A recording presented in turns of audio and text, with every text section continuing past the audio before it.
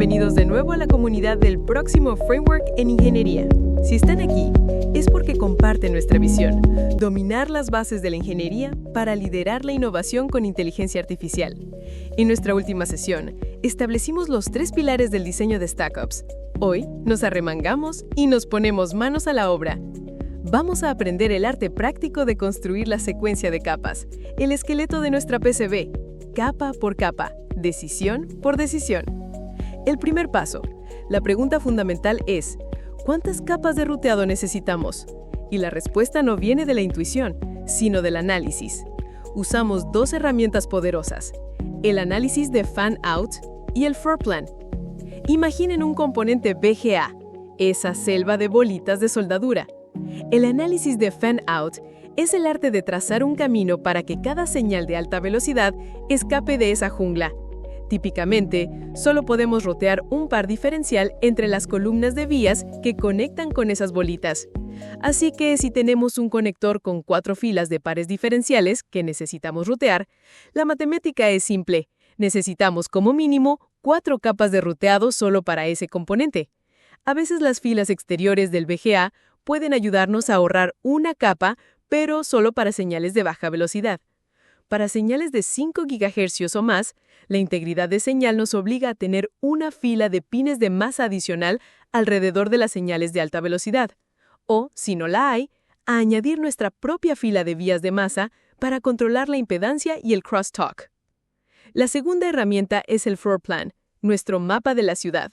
Si vemos que 2 grandes autopistas de datos, como 2 buses de memoria, necesitan cruzarse, ya sabemos que el número total de capas de ruteado será como mínimo la suma de las capas que necesita cada bus. No hay atajos. Una vez que tenemos el número de capas de alta velocidad, solemos añadir un par de capas más para las señales de pegamento, la lógica de control y las señales lentas. Estas suelen ir cerca de la superficie en zonas donde los conectores press-fit crean stubs o restos de vía que de todas formas las harían inútiles para alta velocidad. Ahora, ¿cómo organizamos estas capas? El dogma de la alta velocidad, a partir de unos 3 GHz, es claro. Solo podemos usar single strip lines. Esto significa que cada capa de señal debe estar blindada como en un sándwich entre 2 planos de masa. Esto nos protege de interferencias y nos da un camino de retorno limpio para la corriente. Las double strip lines, con 2 capas de señal entre 2 planos de masa, son aceptables para señales más lentas, pero es una práctica que intentamos evitar.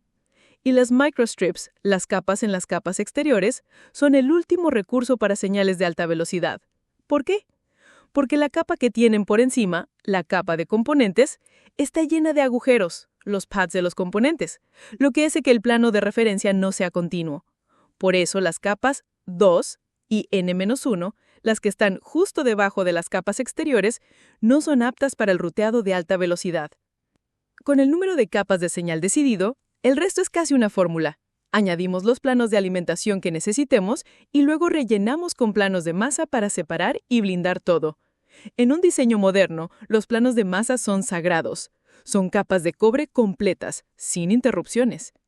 El número de planos de masa necesarios es aproximadamente el número de planos de alimentación más el número de capas de señal internas. ¿Y dónde ponemos los planos de alimentación?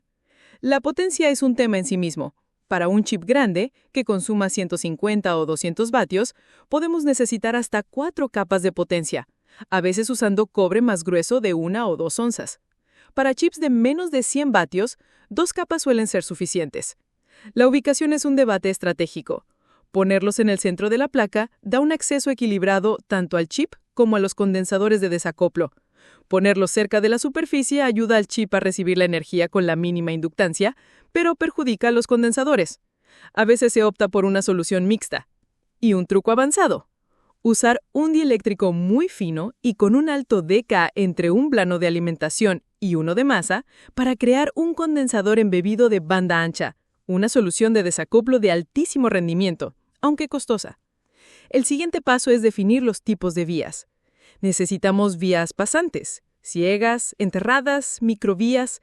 Esta decisión va directamente al documento del StackUp y determina los ciclos de laminación.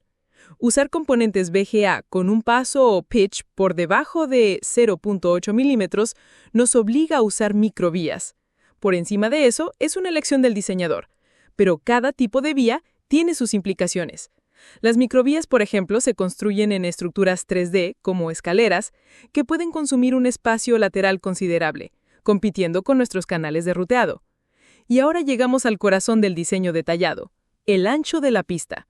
Como ya sabemos, lo calculamos con un Field Solver, pero la decisión estratégica es nuestra.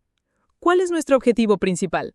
Si nuestra placa es un backplane con rutas largas de Ethernet, priorizaremos la baja pérdida. Para ello querremos pistas anchas, de 5 o 6 milésimas de pulgada.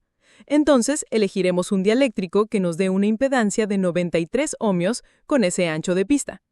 Por otro lado, si nuestro diseño está dominado por buses de memoria cortos, la prioridad puede ser la fabricabilidad y la densidad.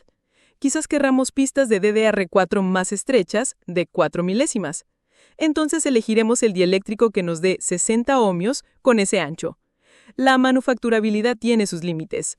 Por debajo de 3.5 milésimas, el rendimiento de fabricación en placas grandes cae en picado. Tener un rango muy amplio de impedancias en una misma placa es un dolor de cabeza. Las pistas de alta impedancia se vuelven peligrosamente estrechas y las de baja impedancia demasiado anchas, bloqueando el ruteado.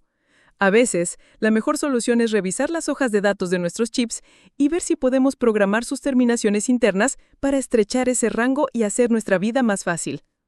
Para que todo esto no sea abstracto, vamos a construir juntos un ejemplo. Imaginemos que diseñamos una tarjeta Mesarin. Tenemos un conector con 4 filas de pares diferenciales de SerDes.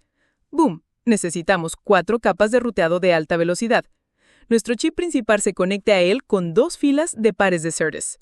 El superconjunto es 4, así que nos quedamos con 4.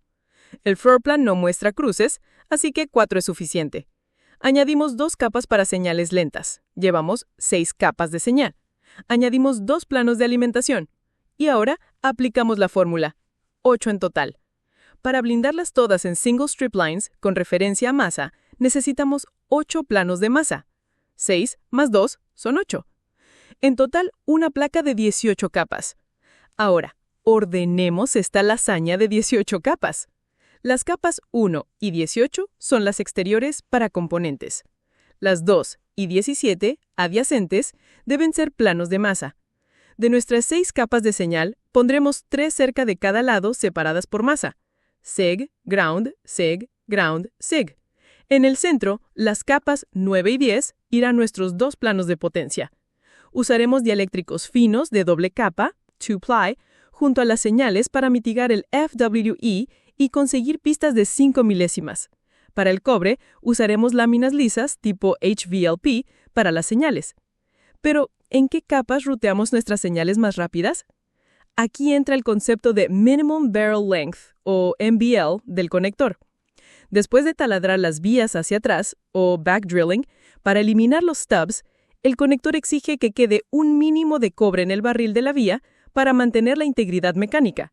Las capas más cerca de la superficie quedarán dentro de esta zona prohibida para el backdrilling. Por lo tanto, reservaremos las capas más profundas, como la 12, 14 y 16, para nuestras señales más críticas, ya que ahí sí podemos eliminar los stubs por completo. Y finalmente, una última consideración crucial, la relación entre stack-up y el crosstalk. A veces, para facilitar el trabajo, un manufacturero puede sugerir aumentar el grosor de un dieléctrico. Para mantener la impedancia, aumentarán el ancho de la pista. El problema es que el espacio entre pistas no aumenta en la misma proporción.